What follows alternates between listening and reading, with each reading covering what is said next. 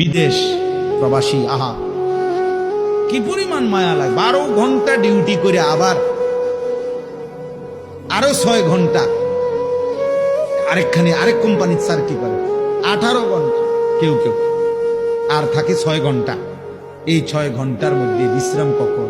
নিজের জামাগুলা নিজে ধোয়, নিজের রান্নাটা নিজে করে।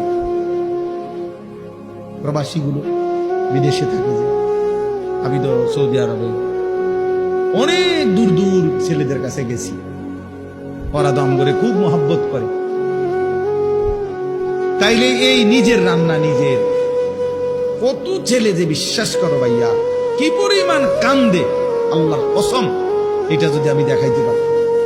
এখান থেকে এটা বিদেশ অনেক কষ্ট, এই কথাটা কইলে তুমি বুঝতে না ভাইয়া, অনেক কষ্ট। এটা কইলে তুমি বুঝতে না, এটা কইতে তো 1 মিনিট লাগছে, আর অনেক কষ্ট। বাস্তবতা হলো তার চাইতে অনেক বেশি কষ্ট।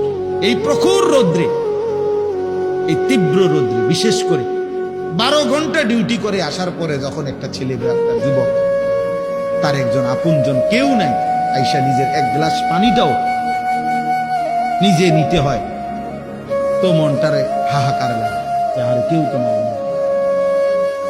অথচ 28 বছর বিদেশ করতেছে। এক ছেলে দেখা হলো লাস্টের দিকে, ওই আমার দেখে জড়ায় ধরে কাঁদতেছে। আমি বললাম, বাবা তুমি আজ কতদিন হয়েছে আইস? কয় হুজুর 3 বছর। এই শেষ আমার যে ছেলেটা খেজুর আইনা দিছে মদিনায়, ও ছেলেটা আমার বলতেছে যে 3 বছর হয়েছে বাড়ি থেকে আসছি, একবারও যাই নাই। আমি যাইবা কখন? কয় হুজুর একটা আইডিয়া করছি, যে ঋণগুলো করছি আরো 3 বছর যদি বিদেশ করি তাহলে ঋণগুলো শেষ হইব, আশা আছে হুজুর এরপরে যাবো।